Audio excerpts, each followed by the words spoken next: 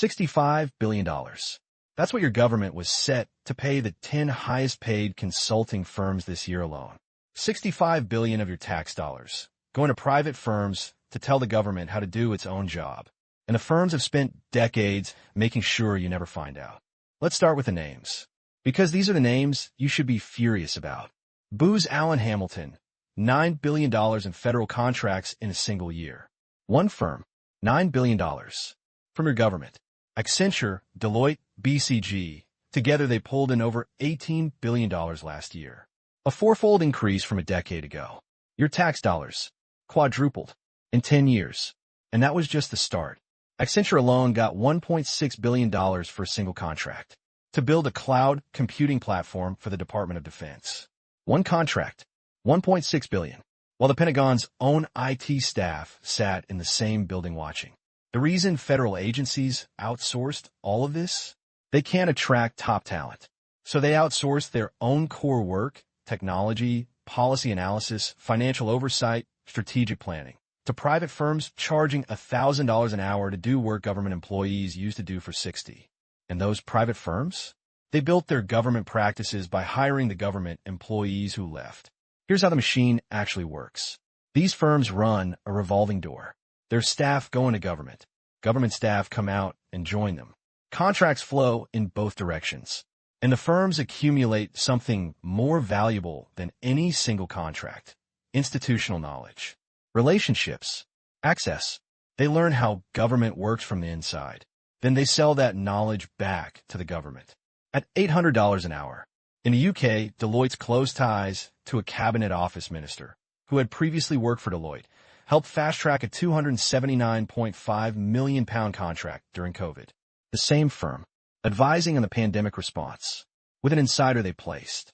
In France, around 1% of McKinsey's employees previously held high-ranking government positions, and several have rotated back into government roles after their stint at the firm.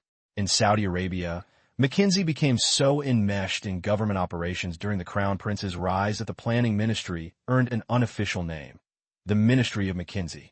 That's what it looked like when the line between consultant and government fully dissolved. So what does the system actually produce? Let me show you. In Canada, the Auditor General found the federal government had flouted its own contracting policies and couldn't show it received value for money after awarding $209 million in contracts to McKinsey. Her exact words: "We found that organizations awarding the contracts showed a frequent disregard for federal contracting and procurement policies." $209 million. With no documented proof, the government got what it paid for. And in the United States, McKinsey agreed to pay $573 million to settle allegations that it helped turbocharge opioid sales for Purdue Pharma, contributing to a devastating opioid epidemic, while simultaneously holding federal government contracts. The same firm, advising the government on health care, helping Purdue sell more OxyContin. That's not a conflict of interest. That's an industry. And here is where I'm going to lose it. Let me explain what this system actually produces. Government agencies have a problem.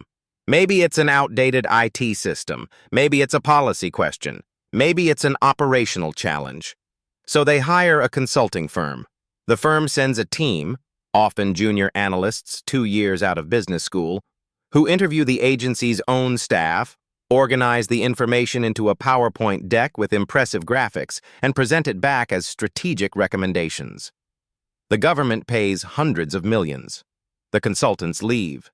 The agency implements some of it, some it doesn't. The results are rarely tracked, and the firm gets paid regardless of whether anything actually improved. That's the cycle. And it feeds itself. The more government outsources, the less institutional knowledge it retains. The less it knows, the less it can do. The less it can do, the more it has to outsource. The consulting firms, who helped build that dependency, are right there to fill the gap. At $65 billion a year. They don't fix the problem. They become the problem. And the conflicts of interest are baked in. The same firms advising governments on tax policy are advising corporations on how to avoid taxes. The same firms helping design healthcare policy have pharmaceutical companies as clients. The same firms with Pentagon contracts have foreign governments as clients. Every contract, every relationship, every board seat, stacked in the same direction. And you can't touch them. You can't FOIA a consulting firm's internal work product. You can't hold a partner accountable at the ballot box. You can't fire them in an election. They operate at the intersection of public money and private secrecy, collecting billions while the accountability mechanisms that apply to actual government employees simply don't apply to them. Insulated from questions. That's the whole business model right there. And now, after decades of this, when someone finally tries to cut these contracts and asks the firms to justify what they've been charging, the firms suddenly identified at least $15 billion in potential savings they had apparently been sitting on. $15 billion in savings. That they knew about, and hadn't mentioned, until someone asked, which tells you everything you need to know about who this system was designed to serve. Last we checked, McKinsey is still on the federal contracts list. Still billing. Still untouchable. Like and subscribe to find out who makes the Otter angry next. Otter angry next. The Angry Otter is not a licensed consultant, government contractor, or PowerPoint specialist. The Otter has never billed $800 an hour for anything. The Otter's advice is free and comes with significantly more outrage than your average strategy deck. Side effects include distrust of expensive slide presentations, a sudden interest in government procurement law, Googling revolving door McKinsey at 2 a.m., and an uncontrollable urge to subscribe.